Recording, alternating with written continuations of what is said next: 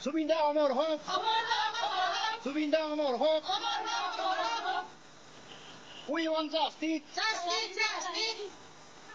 Subinda Amor Hawk. Subinda Amor Hawk.